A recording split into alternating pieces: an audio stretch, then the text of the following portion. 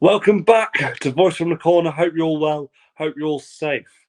Now, Pete, I saw you on Joyce Talks Boxing, and steroids in boxing was brought up. And I just want you to unleash on this one. Tell me everything that you have to say about steroids in the sport. Well, firstly, Jack, good to be back, long neck. What's going down, brother? Firstly, I'd like to say, in all sports at elite level, we know there's steroids, don't we? There is steroids in all sports at elite level, without a doubt. It's obviously been put to the forefront for the Conor Benn situation, a few months back. Interesting with the Conor Benn situation that the first drug test failed was on July the 23rd, they're saying, reporting. Interesting how the fight still went on. But what I was more interested in and noticing was there was no Roy Juice Jones within that camp. There was no Roy Juice Jones within that camp. We all know Roy Jones has been caught for steroids a few times. It's mad how he weren't involved in Eubank's camp for that fight. Apparently there was some, weak statement saying that he wants to be around his dad for that fight. But will we see Roy Jones back with Eubank Jr.? Does Eubank Jr. really think badly of steroids in boxing? You know, that'd be an interesting one as well. Because, yeah, all right, just because he's got a trainer that's done them, it don't mean to say he has done them. You know, we're not saying he has done them. But if he feels that really strong about it, I wonder whether he'll have him back as a trainer. So that's quite an interesting topic as well, further down the line. And if it happens or it comes to fruition, what happens? The Conor Benn situation, they're talking about masking. I'm not that great with all that sort of stuff of the maskings of it. And apparently it was a masking over doing a cycle of steroids. It's interesting because I've seen, if I'm rightly saying, Derek Chisora being tested, father testing him or whoever's testing him, and publicly, openly put it on his Instagram, which was good, and to see that he's being drug tested. It's very, very interesting that, I'm sure Dillian White put it on his testing as well when he was getting tested. I'm sure he put it on his Instagram. I'd like to see all of them putting it on their Instagram when they're getting tested, because let's be honest, if someone's going to go to the toilet and have a number twos, they're putting it on Instagram in this day and age, and so-called people to put it on their Instagram. So I think it's quite big news, and I think it's nice to show that the sport is trying to clean up even more by showing that they're getting tested. Well, here's an idea. You know how we see weigh-ins in boxing? Why don't they televise the drug testing, or at least put it on YouTube or something? I know it won't be very entertaining, but at least it's exposing boxing to the fans. Yeah. I mean, you're talking about simple things, though. And the problem is in boxing, nothing becomes simple because everybody's trying to do back turns and whatever they're doing in boxing. Exactly what you said there, you're 100% right. And what a great thing to bring up there, because I don't think it should just be testing that gets done on Sky Sports News or whatever, even these platforms. I think contracts should be signed. Contracts should be signed. People should be told what them contracts are. I'm hearing now that with the Tommy Fury situation with the 6.5 pound overweight, apparently the contract was at that weight. So if the contract was at that weight, he weren't 6.5 pound over. But apparently then there was free contracts. I've never heard of free contracts within something. If it's a basic two people fighting each other, why is there free contracts? So all it is for me is confusing the public. So it's making a bad name out of Tommy Fury if he was supposed to be that way, yeah. But I don't think it's making a good name out of him saying, "Oh, there was free contracts in place there," because it confuses people. So people in the end think, you know what? Was that really the way, or was this really the way? So exactly what you said there: televising signing of contracts, televising doping. Yeah, it's private. Televising purse bids. Let's talk about purse bids. Televising, what these people are getting. At the end of the day, what are you hiding from? Because if you've got to pay a tax man anyway, what difference does it make? What are you hiding from? The problem is what the promoters are hiding from in boxing is because the people that are on the undercard are getting such poor purses. We're going to talk more about that on the channel as well, which we were talking about the other day, me and you were saying that, you know, we'll set it up. So basically you'll go to me, right, we've got John Ryder versus Parker, top of the bill. Great 50-50 fight. What is this? What do we think this fight is worth? Well, let's talk fantasy money. Let's talk fantasy money. Yeah, the fight's worth 250 grand. Yeah, right. Irrelevant of what they're getting. We'll put a price on what we think the fight's worth. Yeah, right. Then we go down the undercard. Then we sit there and we pick out the undercard and we go, right, we're Jimmy Jones, 12-0, 3 knockouts, 4 knockouts, is fighting someone that's had 35 and 1-1. What is the value in that fight?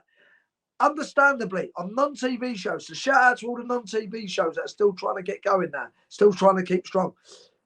Fighters promote themselves on non-TV, yeah? We do on TV as well, but fighters promote themselves on non-TV. So I can understand they want to fight a geezer with no arms. That's the top and bottom of it. Because they're paying for the opponent, they're paying for themselves, and they're paying the promoter. We'll talk about that again another time. Just nice little subjects to talk about, though. But so I understand that they want to fight someone that there's not much threat. But when people are fighting live on TV and getting decent money, I can't see why they're fighting lorry drivers when they've been to the Olympics and things. In my opinion, you know, boxing is surely to put 2 fair people in there to have a fair fight. Understandably, yeah, you have to have a few getting into the pros. I'm on about the rounds, the no, like the no vest, yeah. I was about to say no head guard, but you know, no head guards in the higher level now in boxing anyway. They're already doing 5 rounds in the WSO and WSB or whatever it's called. They're already doing 5 rounds when they're top elite amateurs. So they're going back to doing 6. They're doing 6 rounds, which is fair enough. 6 3-minute rounds. You're getting used to it. But doing 6 3-minute rounds, like I say, against a donkey, a thoroughbred against a donkey. You know. So I know again we keep jumping off subject to subject, but do you know what? I'm getting some real good feedback of these podcasts as well, Jack. I've got 3 phone calls today. One person rang me up and said they're going to get in touch with someone from Sky. Said, Pete, and this is a boxing person. He said, Pete, you need to be on TV talking like this because I listen to you and you talk sense. As much as people think, oh, you know, but it all comes to fruition, what I'm saying. Everything I'm saying, it comes to fruition. And I don't want to talk about something. I don't even know why I use that word. I'm not even good with long words. But everything I talk about, I know what I'm talking about. If you say something to me I don't know what I'm talking about, I'm not going to try and answer it. I'm going to ask what it really means or what, you know what I mean, try and work it out. I'm not going to just try and answer it for the sake of answering it. But like you say, I think that's a lovely comment you made there when you said about, why don't they show it on camera? Well, we see Derek Chisora on camera, didn't we? Getting drug tested.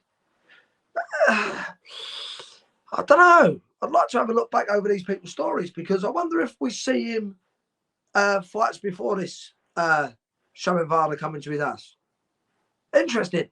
That's an interesting. The A side. Does the A side mean really more than what? It's just that someone's won the purse bid, or does it mean something else? The A side. Yeah. Because it seems to be the B side are flat out on Instagram showing people they're getting father tested or UCAD tested. Do you know what I mean? Again, today he might have been going for his medicals. That might have just been blood tests for his medicals. But I know. I think it was a week ago or something. I'm sure it put up that he was being drug tested. Which again, shout out to Derek Chisora, showing that he's clean. Yeah. So we can't take that away from him. You know, in this fight anyway. You know what I mean? So what can we say? You know, Manny Pacquiao. You know, what was he? A flyweight, super flyweight, bantamweight, whatever. It went 8 weights, done 8 weights. He was getting knocked over as a flyweight, yeah, and getting it flush on the chin against people like Miguel Cotto as a welterweight, yeah. Don't add up for me. It don't add up. I'm sure a little body like that wouldn't be able to sustain, yeah, someone of a higher size to be hitting them like that, yeah. People were saying it was malnutrition. Well, he must have been terribly malnutrition, right? To you know, have to go up 8 weights, in my opinion.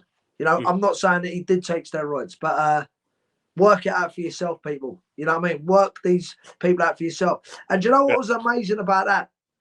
if you want to ask me my analogy on why I'm saying that, right? It was amazing how he was magic and throwing 15 punch combinations, because he did used to throw 15 punch combinations, big combinations. But it was amazing the night he fought Mayweather. He got tested about 8 times up to that fight.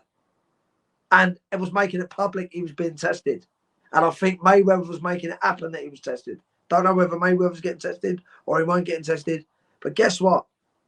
It was a terrible, terrible performance. Looked terrible, yeah? And he blamed it on a shoulder injury. He ain't exactly going to say, well, I was on the juice for the rest of the fight. So, you know what I mean? So, why would you go into a fight like that with a shoulder injury? There's a lot of money involved. Hold up a minute. He's worth a fortune anyway. So what difference does it make? Do you know what I mean? I think sometimes boxers don't get protected from themselves, though. And half the time their pride gets in the way and they will fight with injuries. Yeah. That's what I think happened. I think Lomachenko fought Lopez Jr., Team Fro Lopez. I think Lomachenko had an injury for that fight. He still went in there. No. But he still didn't look as poor as what Mayweather did, Pacquiao did against Mayweather. I don't know, because he did not throw in those first 6 rounds. Listen, he might have got caught early though. That's the thing. He might have got caught early. Mm-hmm. What I'm saying is Pacquiao was walking through shots, mate. He was walking through shots like it was nothing. He'd have walked through Mayweather shots if it was two fights before. That's interesting, because do steroids affect how good your chin is? Well, they've got to do something, haven't they? Well, the alleged in Conor Ben got knocked over by a journeyman, yeah, right, with a turkey neck, and now he's got a neck like an elephant. Do you know what I mean? Listen, again, I'm not saying that he's on steroids. It's just what he's been tested for. Do you know what? He's been tested. You know, the way I see it is like this: if I'm driving a car and I've had 2 pints of beer, and I'll get caught, and I'm over the limit. Yeah, listen, you might do it, and you might get away with that because you Sorry, Jack, I'll go again. No, someone try to ring. Yeah. So let me say this. Sorry, your internet's a bit funny. Oh, that's better. So start again from where you were. Yeah. So I drive a car, yeah, and you drive a car. You've had 2 pints and I've had 2 pints, yeah, right? You might not test over for them 2 pints, yeah, but I'll test over. I've still drunk, can I? I've still took something, can I? So how can I can't get away with it. I can't get away with it. Do you see what I'm saying? Yeah. So for me, you know, unless there's any reason, I mean, we got the Canelo one, didn't we? Oh, I was eating raw beef and I was doing this and I was doing that. We all know steroids is pumped into our foods. We know that. But every Tom, Dick and Harry ain't getting tested and getting caught positive, are they, for steroids? No. Do you know what I mean? And again, I don't know that much about steroids to sit there and go, oh, that clambuterol or this or that or whatever these are, what they really do. Do you see what I'm saying to you? But have fighters got to that stage in their life or career and they thought, you know what, he's on it, so I'm going to get on it? Has it become public knowledge within boxing? That's the thing, because I think, for me personally, if I was a boxer and I had found out, and I'm not saying this is the statistic, that 90% of other boxers were on steroids, I would be thinking, well, do I do it myself? Do I fight fire with fire? Because I'm not going to get in the ring with someone that's all juiced up. You know, boxing's a very dangerous sport. So why not do it myself? How many people, Jack? How many people get on these things like me? Yeah. And if you ask me a question, right, I ain't brushed over it. I ain't brushed over about steroids in boxing. It's a dangerous sport and it's terrible. Yeah. You know? Yeah. But fighters brush over it all the time. And you've got to ask the questions. Why are these fighters brushing over it? I don't care what that person's doing. You should care because that's your sport. You should care because that's the sport you love. Let's be honest here. Let's be real here. Yeah, but the issue is, I think with the Conor Ben situation is, it gets talked about, however, it just fades off in the distance. And I bet it just gets forgotten about, a lot of these things. Yeah, no, they do get forgotten about. They do get forgotten about, but everything in life gets forgotten about, Jack. And people learn to forgive and forget. We're not just talking about Conor Benn, though, are we? I'm pursuing people who are high up fighters, yeah. And they go, "What do you think of this situation?" I'm not interested. I'm interested in myself. Well, so you obviously don't care about boxing. You obviously don't care about anything to do with boxing, yeah. And let's be honest here. If you're just interested in yourself and you want to push that to one side, are you on the juice? Why don't people ask them people, are you on the juice? Are you taking it? Are you on it? If you said to me, I was sitting here now, and you said to me, have you had 2 beers? I'd say, yeah, I've had 2 beers. If I'd had 2 beers. Yeah, but a lot of them are going to lie, aren't they? If they're on it. But if I'm sitting here now, Jack, and you say to me, oh, Pete, you sound like you've had a drink. If you had 2 beers, right? If I did have 2 beers, I ain't had no beers, but if I did have 2 beers, I'd say, yeah, I've had 2 beers. Or have you been drinking? I'd say, yeah, I've been drinking. Do you know what I mean? If you got nothing to hide, why? I don't understand why you go, oh, no, nothing to do with me. I'm not interested. Yeah. You ain't grassing someone up. You're only giving your opinion on what you think, it's wrong or it's right, or, everybody else is on it. We get that out of people though as well. Everybody else is on it. Yeah. Do you know what I mean? So do you know the easiest way to drugs in boxing, drugs in sport, whatever? They should have a juiced up title. The unified juiced up champion of the world, right? In every single way. Let the clean fighters live as they live, Jack. Yeah? And just let the juiced up ones juice it up. God, you're joking, aren't you? Come on. No, because they're the ones that want to put themselves in danger. Do you know what I mean? We're in enough danger as it is as natural fighters. The juiced up ones, just let them carry on. But let me tell you something. Just quickly. All them fighters out there that are juiced up, yeah, and causing devastating disaster to people, yeah, right?